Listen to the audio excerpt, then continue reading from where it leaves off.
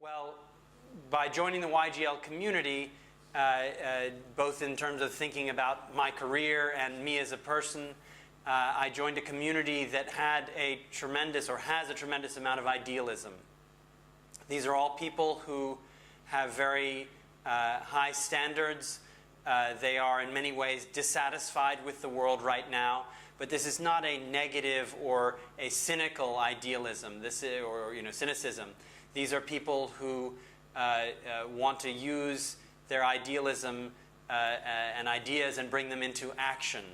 So it's really a group of doers. And when you're thinking about changing a career and shifting from something very radically in your personal life, it really makes a big difference to be among that community.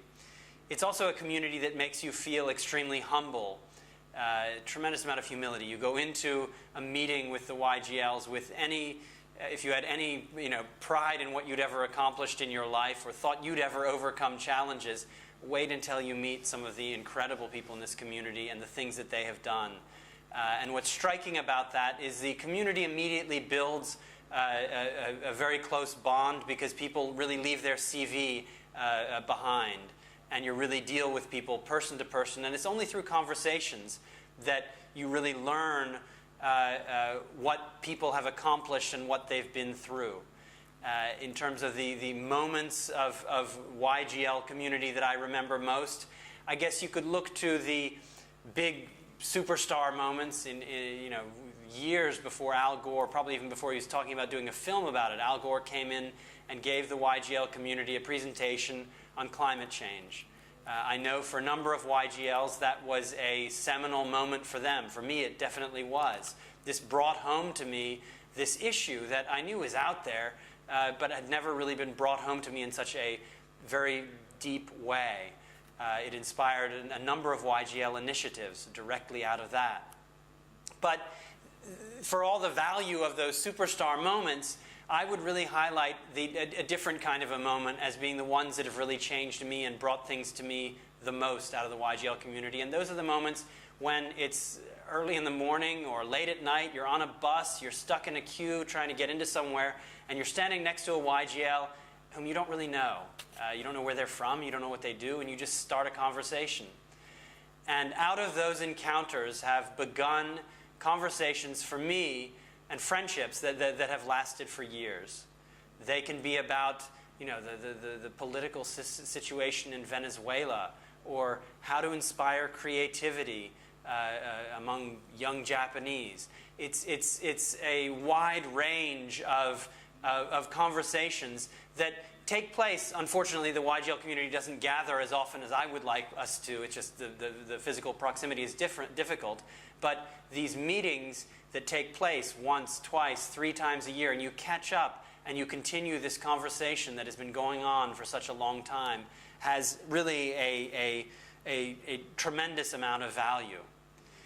One of the other aspects about the YGL community is the camaraderie. You have a group of people who are wildly ambitious, humble at the same time, and facing huge problems. I just had a conversation with a group of YGLs. It was very funny, where one of them was leaving a corporate environment, was doing a startup, and described how she was facing this huge problems where she was in the final stages of pregnancy, and her business partner had just left in this startup. She had funding rounds that she had to get. She had to start delivering her products, and didn't know how to deal with it all. Called up a fellow YGL, and the fellow YGL sort of laughed at her and said, "Welcome to startups. You're in a startup." And at that moment, she suddenly felt, wow, you're right. This is just it's a different environment. I need to learn to deal with it. And it gave her a new kind of perspective. And it's these perspectives, bringing in these different points of view, that really are a tremendous amount of value. Another quick example of that would be the Obama-McCain debate, which took place while there was a gathering of YGLs in Tianjin in China. And a group of us snuck off ahead of one of the events to have a coffee. And at that coffee, there were two Americans there, and we were discussing, what this debate was like. And there were two non-Americans who were there. One was from South Africa, and the other's a marine biologist. And what came out of that conversation was the discussion of the McCain-Obama debate in light of South Africa's apartheid. Fascinating discussion that then led on to the marine biologist bringing in his perspective on what he saw in that debate about, you know, the way in which sea animals will show the superiority of one over the other, and the way that you could relate to how McCain and Obama were behaving in that actual debate.